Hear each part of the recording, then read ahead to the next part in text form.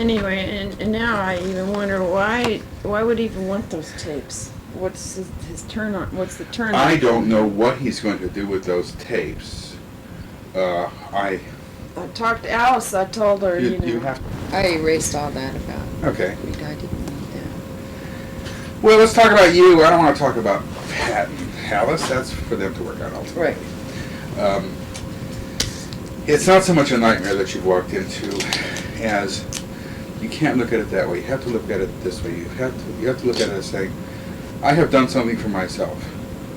I have taken the first positive step toward my own well-being. I have confronted what has gone on with me, and I have now decided that enough is enough, and I'm going to find out. My life is my own. It's not theirs. I am going to try to get my life back. That's the way we look at it. Stairs. Oh. The special effects. No, it's the stairs. Right. Your timing on them was perfect, though. Like after you said Whitley. It's like the hyperventilate. And so, pardon me from talking to you at an angle. It's just so much more comfortable for me to go like this, and I'm so not used to even it. thinking of it. Oh, okay. I'm not looking at you most of the time. I'm like, Good. There are better things more prettier things to look at. Wow. But the thing is, though, that this is a positive step, and it's something that you've done this for yourself. It's not that you have plunged yourself into some sort of twilight zone. What you've done is the twilight zone's already been there, and you turned the channel to focus on it. That's what it is. But the thing that freaks me out is that it's so fucking bizarre. Well, let's extend the Twilight Zone metaphor again, as long as I'm rambling on that. Once you see Twilight Zone, you see a Twilight Zone, whoa, scares the shit out of you. Then you see that same episode again and you know what's happening. It doesn't scare you so much. Pretty soon you get so you know the script pretty good. You can even mouth the words with the actors. And you're familiar with it. You can examine it on different levels. Oh, he uses the camera this way, and the actor says this instead of that, and you can see the way it's framed, etc., etc. And that all starts with a single step, and the first step is watching it for the first time, saying, "Oh shit, that scares me." I guess you hear so much about people talking about extraterrestrials and that they're, here to help us and that we're going to be delivered. Right, yeah. And, and that's not my experience. That's not anybody's experience. That is, well, I'll tell you how that came about.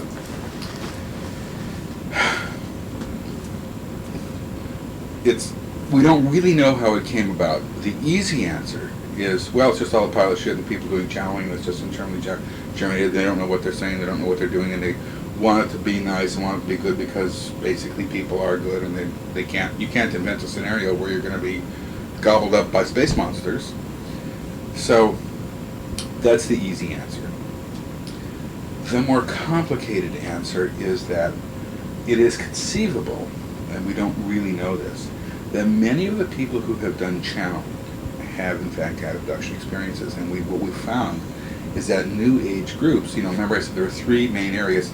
When you go to these New Age groups and speak before them, there's all sorts of people. I mean, the place has just a far greater proportion of people who have had abduction experiences than any other group.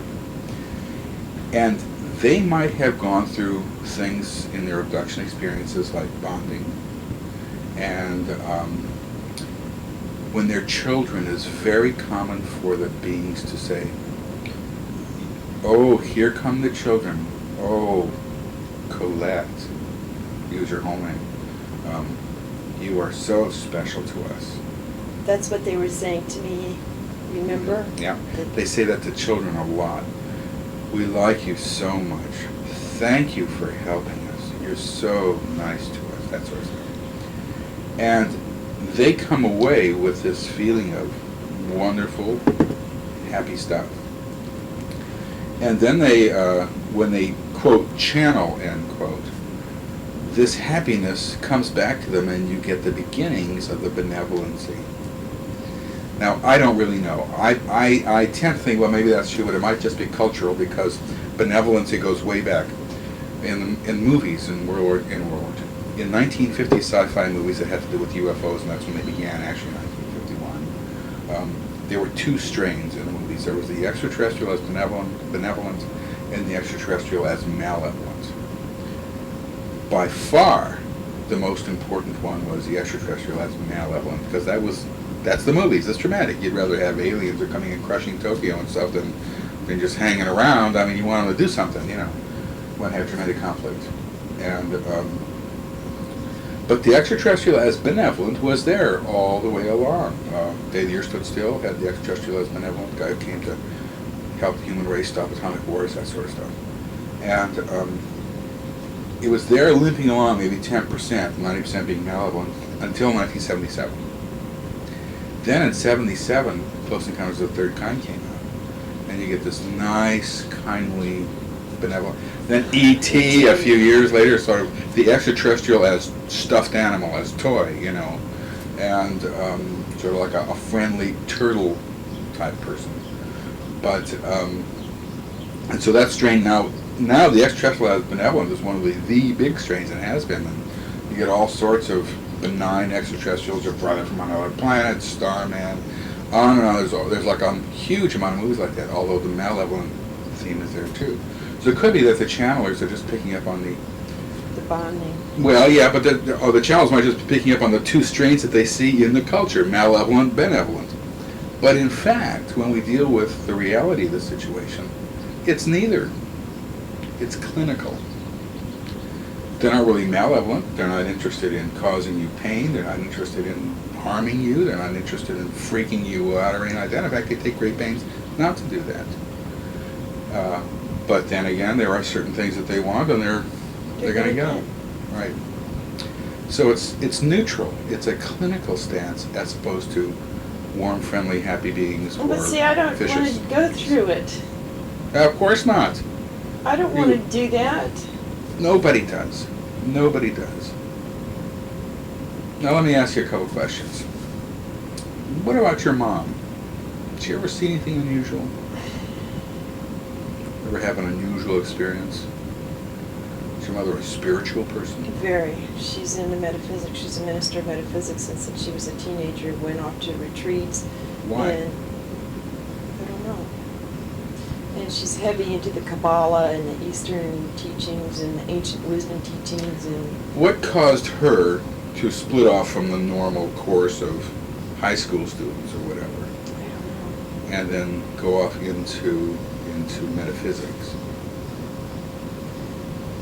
I'm going to ask her about That this might stuff. be interesting to ask her, right? Because She's living in Las Vegas? Yeah. What about your dad? Did your dad ever see any UFOs, as you remember? Well, he was with me that time. You know, we were on a family on Interstate 15 when I was a child, Oh, and we saw that ship. I'm not going to answer that phone. But In fact, I'm going to turn it off.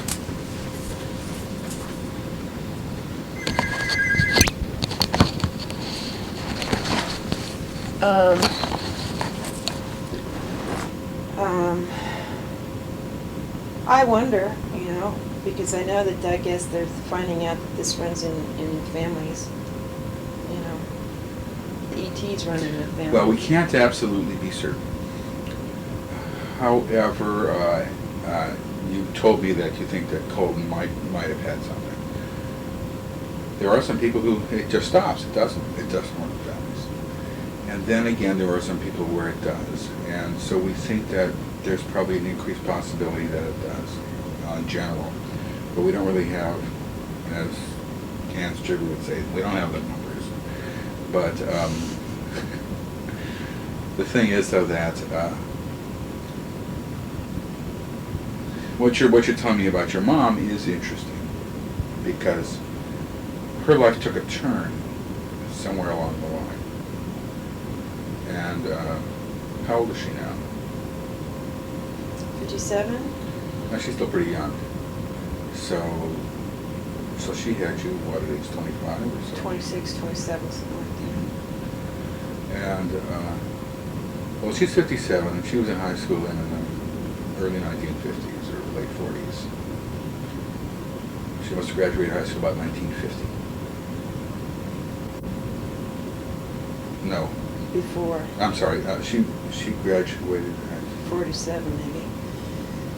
47. Okay, whatever. 47, 48. So, not many people were involved with metaphysics then. I mean, there was some. Where was she growing up? In Santa Rosa, and her boyfriend at the time was, his mother was involved with Madame Blavatsky or something. Oh, I see. That's the one. That might be the link then. And, Yeah, right. So. Well, the fact is that even then, theosophic and metaphysical stuff has appeal. Doesn't have a widespread appeal. It has appeal only to people who are really interested in stuff like that. And it might be interesting to see why she got interested in it, because even though she had a boyfriend who was involved with it, that doesn't mean that she got into it. After all, it was just a boyfriend. And so, I guess what I'm saying is that this might have been involved with your life from early days on, and as you know, you said something when you were 7 or 8, and maybe even a few years before. It's hard to tell. But the fact is that you've sort of been marching to this drumbeat for a long time, and what you did is you turned around and you decided to fight. You say no more. I'm tired of this shit. And the first step is finding out just exactly what's going on and knowing what's happening. Well, That's what you're my doing. pattern has been is after such, oddities in my life, Mhm. like I've gone on the search to figure it out, and Right. then I go, well, it's always led to nowhere, and so I've had to go through it again, and then I go Right. on the search, and it leads to nowhere, Yeah. and see, a couple months ago, I was really suicidal, Right. and I was just praying that I would die. No, that's Yeah. not good. But I kept thinking of my boy, and you think about all this stuff. And I just realized that something's gravely wrong. Something is just, because my outside circumstances are wonderful, but there's something wrong. Yeah, there is something wrong. And now, once again, you look on the positive side and you say, now I'm going to find out what the hell it is. I've been on a search. Thank God the search is over. Now I'm just I'm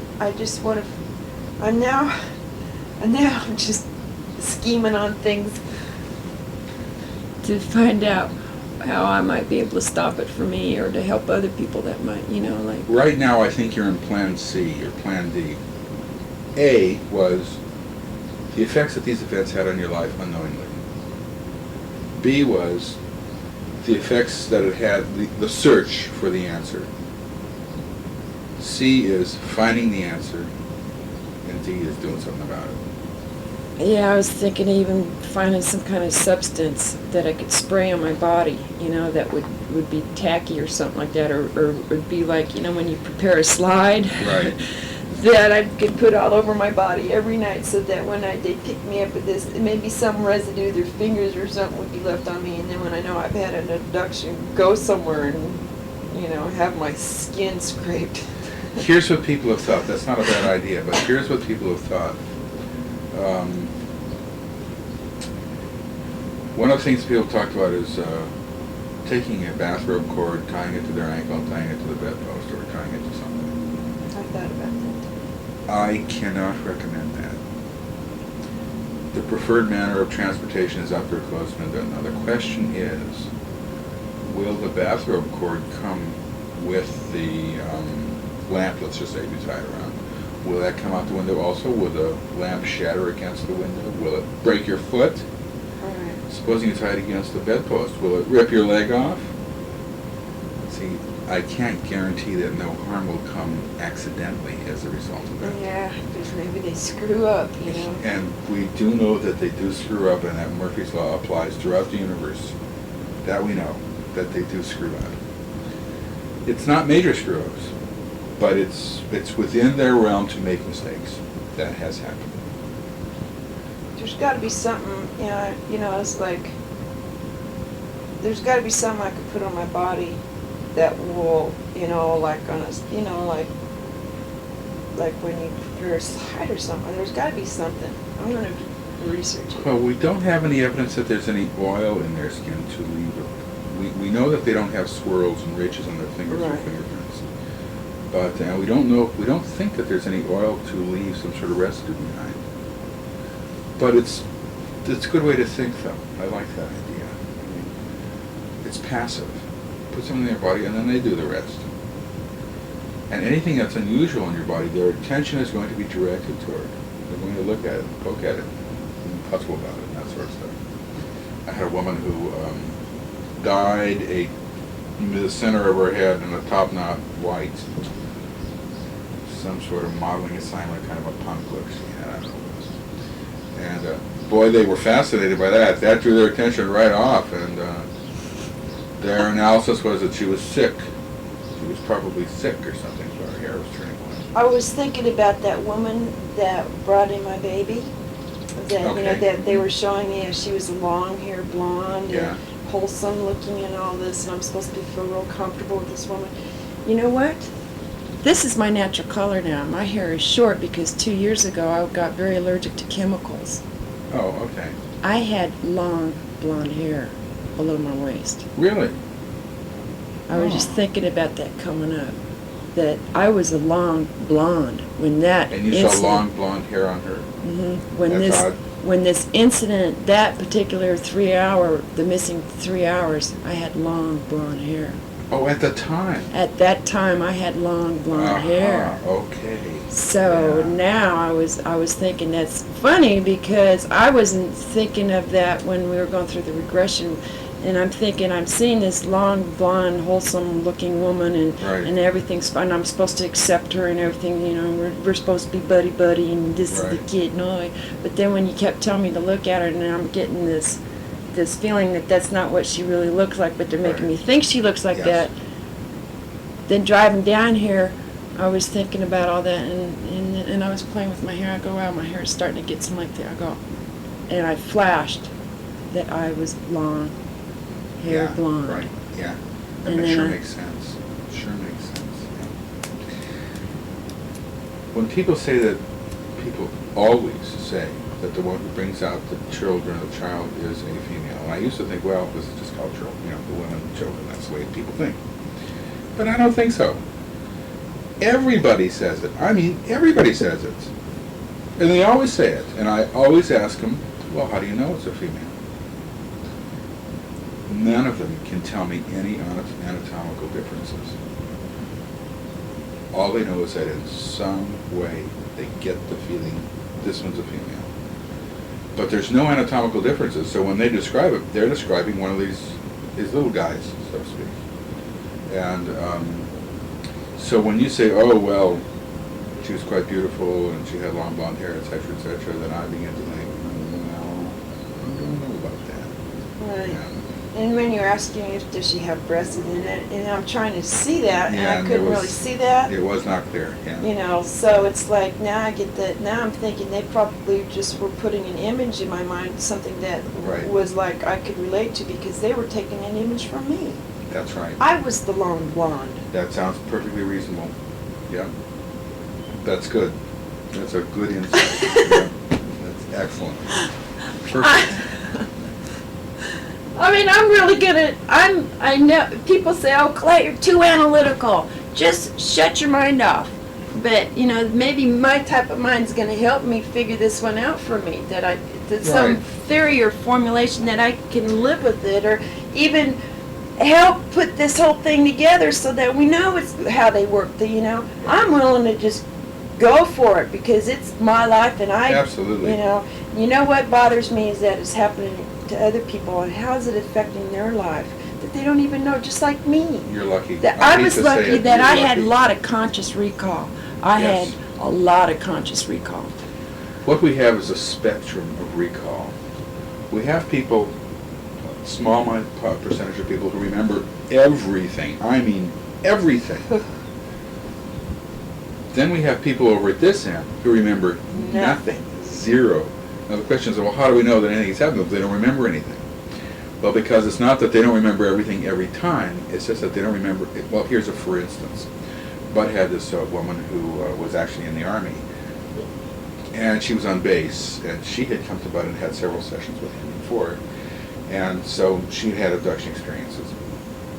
But one time, she was given this assignment. She was working like a 12 o'clock to 8 o'clock in the morning shift, and she had to go out to this area and guard these helicopters. And so she was in a little guard booth there, and you stand there around for 8 hours or whatever, and guarding the helicopters. See? And she walked out with a sergeant who was a buddy of hers. He was a private corporal or something.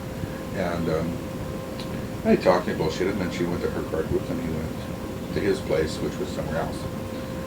And then the 8 hours were up, and she came in, checked into the sergeant again, and the sergeant said, "Where the hell were you?" She said, "What do you mean, where was I? I was guarding the helicopters in the booth." He says, "No, you weren't. We called you on the radio, you didn't answer. We sent a guy over there to look for you, you weren't in a guard booth. We searched the helicopter, searched the whole area, you were gone. Where the hell were you?" She said, "Huh?" It was perfectly seamless. There was no concept, nothing, that anything had happened at all. There wasn't even just a little light, nothing. So we know that people will have experiences and there's no memory at all. And who knows how many people have had experiences with no memory all the way through. That we can't know right now. They just don't have any memory of anything ever. The majority of people, though, have snippets of memories, or memory triggers, or bleed-through memories, or screen memories, or extremely vivid and disturbing dreams, and so forth. And that's on a spectrum also. But there are a lot of people out there who just have no idea what's going on. Their lives are affected by this. They're in because pain it affects and the distress. quality. That's the thing I'm concerned about. I know that the quality of my emotional, psychological life has been greatly affected by this. So how many people out there that the quality of their life has been greatly Right. disturbed, and they're floating around with these extreme mood swings and stuff, and they Right. need help, but they don't know why either. You know, Right. they don't even Yeah. have an inkling. Exactly. And it's those people that I feel for, because they may never get the opportunity to That's right. realize what their situation is. That's true. It sounds crazy. Somebody's in a horrendous car accident. They come out with a broken leg and a broken arm and a broken neck, and the first thing people say is, "Oh boy, you're really lucky." In a way, though, you are lucky, because the only thing that you've changed in your life is that you have peeked under the covers. That's it. You now have more awareness of what's going on. Everything else is exactly the same. But that's a big one. It's a real, real big one, because suddenly It's real now. It's real. It's real. I can't say, well, there's always the chance that, I always look at something 50-50. I know people say, well, it's 90-10 or it's 70-30. Hell, it's either yes or no. Most of the time. That's the way I look at it. It either is or it either isn't. And that's 50-50 to me. Right. And it's real. I can't even believe that this is in my life. Right. This is just so extreme outside the realm of what is normal within our everyday, wholesome, social, white picket fence life. Like In a way, you're- disturbed people right. write science fiction novels. Yep. In In a way, you're thrust into fantasy land. And It is like that. Most people, it's amazing how many people don't look at it that way. What you're talking about is the enormity of it all, the overwhelming quality of it and the bizarreness. And what you're talking about is, you're telling me, David, I'm being abducted by men from another planet. It doesn't make any sense. It's so crazy. It's you can't even think about it. It's so crazy. Most people don't think about it that way. They cannot they don't have the mind to expand into the overwhelming quality of it, and they just focus on themselves. Oh, it's happening to me, I gotta stop it, or it's happening to me, I gotta deal with it, or whatever. But they can't quite get into the enormity of it. I do. Yeah, really, that's what I do too. I mean, but it really is, you're right. It's so mind-boggling.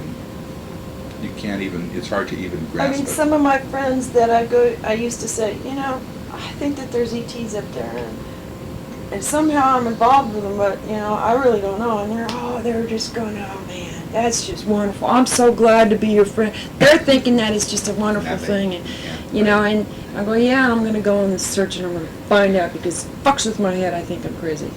Oh yeah, well let me know when I get back.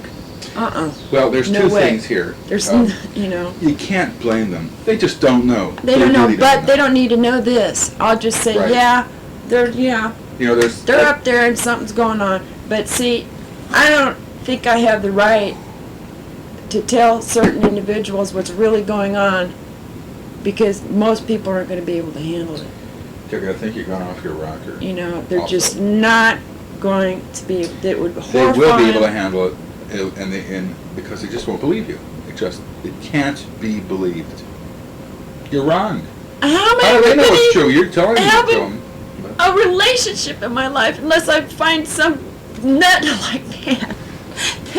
There's a woman who's really talking. This woman is sensible in the extreme. She owns her own public relations firm. She's very, very sensitive about using her name and never does and that sort of stuff.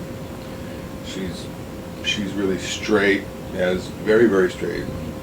Father's an FBI guy and so forth. But Ooh, a narc, huh? no, he's a lawyer for the FBI.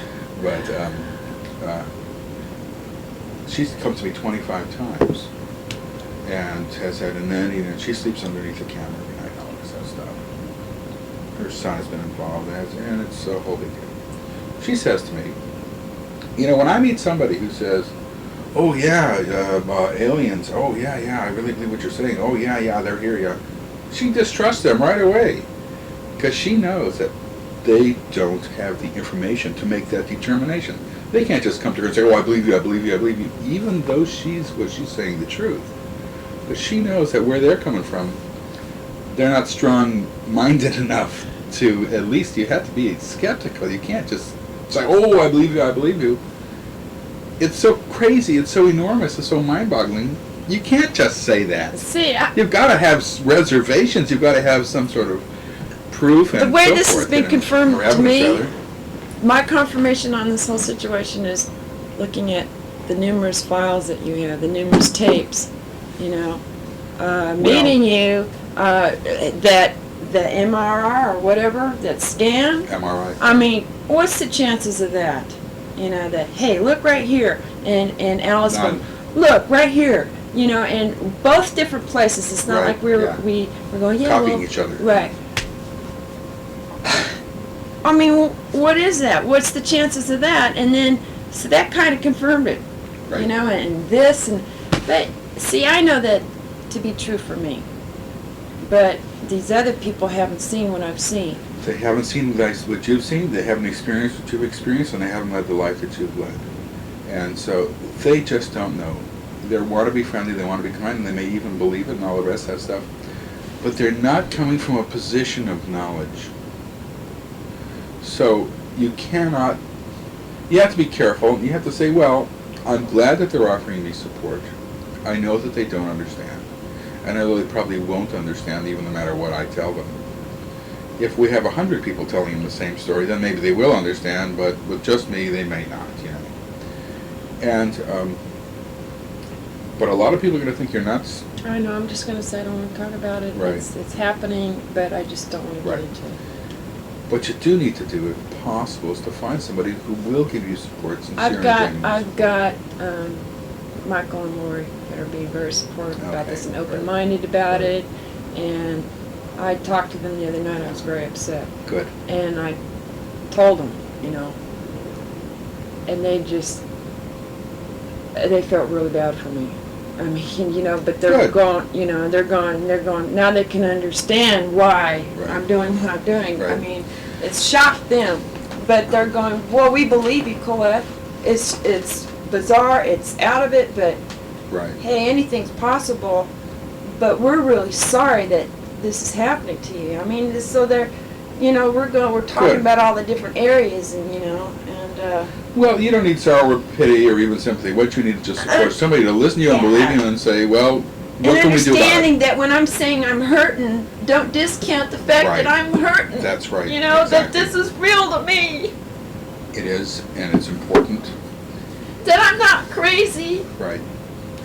Well, And I remember- thought that maybe there's some great psychic consciousness that, that every individual has, our sixth sense, or there's parts of the brains that we don't know about. So maybe there's a collective consciousness of everybody's individual brain that's out there. And, as they say, well, you create your own reality. Is there, are we individuals that have a collective consciousness somewhere out there, and we're Right. creating this Maybe. bizarre dream, and on a psychic connection, everybody's picking up the same story, and There are things that militate against that. Number one, people see other people being abducted and are not abducted themselves. We've had that. Number good. two, people come back with scars. You haven't had that except a little scoop mark, but we don't really know what that is. Stains on clothes, BBs in heads. BBs in heads. Jesus. But the other thing is that every person who has ever said that they've had an abduction event has always been gone. In other words, somebody comes to me and said, I was abducted, from between 8 and 10 o'clock at night, September 14th, 1900 or whatever. And then somebody else wants to say, they're telling you that. But I was with them at the time, and they were in the house the whole time, and we were watching TV. We've never, ever had that. When people say they're gone, people are looking for them. I have the one set of parents called the police. Their daughter was missing. We have this all the time. People aren't there. But I had a case where a couple got up, and something was going on in the room, and they said, we better go check the baby. So they get up, and they stagger about 3 o'clock in the morning. They go in the baby's room, the baby's crib. The baby isn't in the crib. And they said, the baby isn't in the crib. Let's just go back to sleep. They go back to sleep. Now, if I were to get up and go and check Alex, and he's not in his crib, my reaction would not be to go back to sleep. My reaction would say, where's Alex? That's unreal. So they can mind alter from afar then. Well, I think what they do is they just control the environment. The environment of the abduction is controlled so that people are not stumbling in, although we So have are they had coming that. in invisibly then, or is it up above, and is this part of the whole way that they do this? Well, we don't know that. We don't know exactly how they do that. I don't think it's part of it because routinely what they do is like your two friends on Interstate 115. This is what's called being switched off. They just switch them off. And usually they don't take the whole car. The car just parks on the side of the road, and the two in the front are switched off, and then they take whoever they want, or one on the front and one on the back switched off, or whatever. And then they just wait. One time, just once, we think we found somebody who found people who were switched off in a waiting state. It's a guy on a bike, and he was entering into town. He didn't know the direction for somewhere, and this was a once-get Buzz case, and he told Bud that he came across this car, and there were 3 people in it. There was 2 in the back seat and 1 on the driver's seat, which was odd because usually there's 2 in the front and 1 in the back. And he said, hey, buddy, do you know the way to blah, blah, blah, blah, blah? And they just were out of it, all 3 of them. Now maybe they were high or something, but all 3 of them. And it's like they were just in suspended animation, And, but now you take the case of John Perry. John, that's not his real name. Call him John Perry. Okay. John was with his wife, and he and his wife, his name was Frances, were making love, and he was sort of on top of her and all that, and she said, did you feel that? And he said, no. Feel what? He said, I felt like an electric current running through my hips. And he said, no, I didn't feel anything. And he looked over the clock and he realized, gee, I've been at this for a long time. And, but he didn't really think that much of it. It was only like about 40 minutes, which for being on top of someone is is a long. It can Duration. be a long time. It's duration, right? It's endurance. Anyway, Yeah. so we did a session on that, and the session was that these little guys came in, and he just was sort of frozen, and so was she. We're switched on, and we kind of pulled him off and got him over onto the bed, and she lay there, and he could see them taking his wife off, and then she just sort of disappeared right in front of his eyes, and he laid there in one position with an erection for 45 minutes, as it turned out, 50 minutes. So then they plugged him back in? Unable to move, he could feel a Charlie horse in his calf, he could not reach down, and then she came back to the window, put her on her bed, put him up on top of her inside and all the rest of that stuff. He said, "Did you feel that?" And he said, "Feel what?" She said, "I felt an electric current going through my hips." He said, "Oh, I didn't feel anything." Erratic. Oh, really crazy, irrational. And we put up with him for so long. We put up with him to a certain breaking point when Bud just couldn't stand it anymore. And the breaking point came when Whitley wrote a letter to Bud's publisher imploring the publisher not to publish Bud's book at a certain time, and forced all so Whitley's book would come out first so he'd make more money. And when that happened, Whitley didn't say anything to Bud about having to do that. He just did it.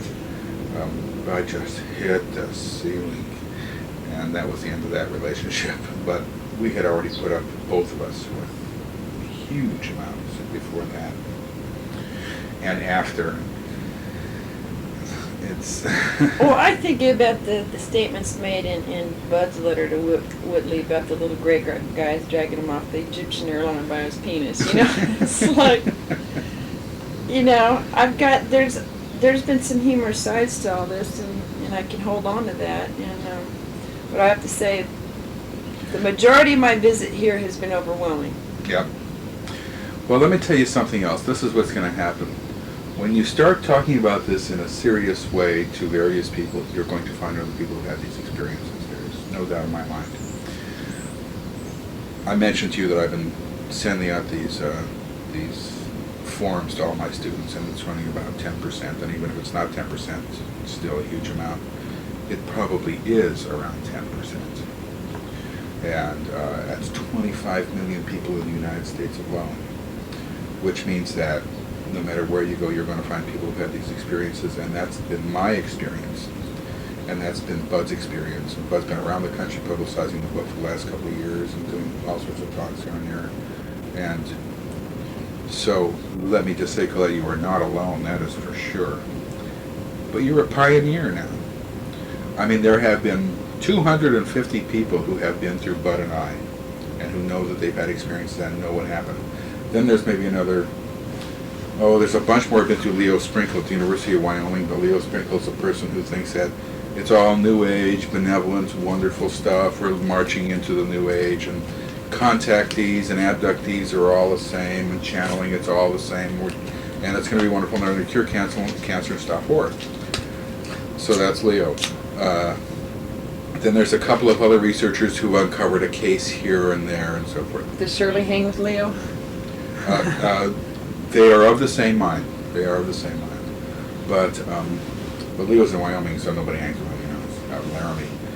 But but the thing is, though, that you and 39 other people have been with me, and therefore you have uncovered your experiences in a far more thorough and systematic, minute-by-minute way than anybody else, except for 39 people. That's not much out of 25 million. Well, even the scans. I mean, the fact that Alice and me and what that other lady's name was, I don't know. The first 10 scans even being run. Right. That's I was number 3. Well, we've had a couple of other scans run. Oh, have you? Yeah. Had 2 scans here in Philadelphia, Laura. Was anything found? No, nothing was found, but they weren't looking. See, they were incidental scans. There was one woman I had temporal epilepsy, and she had an epileptic situation. They had to run another scan. And I told them, I said, Laura, tell them to pay particular attention to what happened here in Virginia and all that. But she did, and they didn't. So, But we've had other little things come out in MRIs here and there and around. But the fact is, though, that you are a pioneer, right? You are right now thrust into the cutting edge of this.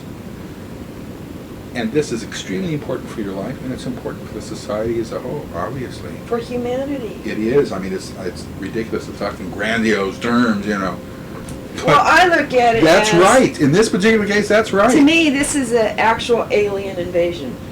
To me. I can't disagree with that. I You know, cannot we're disagree. being invaded by aliens.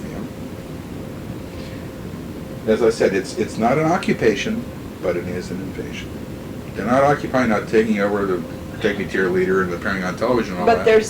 there's the control issue, There is that. Yeah.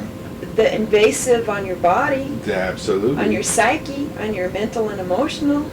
And like I said, people routinely see objects with 100, 200 tables on it. Each table filled And with. that's It's overwhelming. It's unbelievable. mind-boggling. Really? That, I haven't seen that yet. I mean, what I've seen is Well, you just might I've never only gone see that. through 2 regressions, and what I've seen has just been, what I've seen. Well, we and can when do you- another one if you want to spend the time. The thing that bothers me is what happened last week. But, I don't know if I want to know right now. 'Cause Okay. it's too soon. Sounds good And to me. I think at this point I know enough for now. What was it that happened last week now? What was that? What was the beginning situation again? I woke up and, my antique headboard. Right. That some antiques, the deco era, they had like the lights coming, the night lights coming from the headboard. I'd love to have that. Oh, it's a wonderful bed. Yeah. I got the whole deco set. Oh, fantastic. And the lampshade, I have a mother of pearl lampshade that I have put on the light bulb, and sometimes it tilts. Okay. And I notice that it vibrates sometimes when my heart's pounding real bad. Now, why would my heart be pounding real bad at times? But I notice that it shakes it up against the bed. Well, this particular Your night. power had to pound an awful hard to shake a lamp. I know, but this is my another explanation. These are Okay. my Okay. reasonings, Right. for a situation. I woke up and the lampshade was. Yeah. And I first thought it was the cat was on the bed scratching his leg, because the night before the cat was on the Right. bed scratching, and I thought, I realized, Colette, the cat's outside. Your mind can think just like that, right? Sure. I woke up, oh, the lamp, oh, the cat, oh, God, oh, shit, they're here. Yeah. And I kind of was opening up my eyes. At that point, I was being picked up by Yeah. my shoulders, like I was being picked up. And then I Was it dark in the room at the It time? was dark. It's semi-dark, semi-lit, because the bathroom light is always kept on in the hall Okay. Right. for a right. night light. Right. And I go, oh my God, they're here. I'm going through this. I'm conscious right now. I'm going to try to remain as conscious as I can. I'm going to try to Right. remember this is not a dream. This is happening. Oh my God, I'm being dragged. I'm going under. I mean, I was like doing Right. the whole. Yeah. Yeah. And the next thing you know, you wake up. Well, now I remember being touched. Okay. Yeah. No, being you're probably touched. describing something else then. Touched and handled Right. and stuff like that. Right. And then My I kind guess is of. you're probably describing part of an exam then. And then I remember, then I was laying in bed and I woke up. I go, oh, shit, something just happened. Right. And then I fell into a deep sleep. Right. Yeah. And the next morning I woke up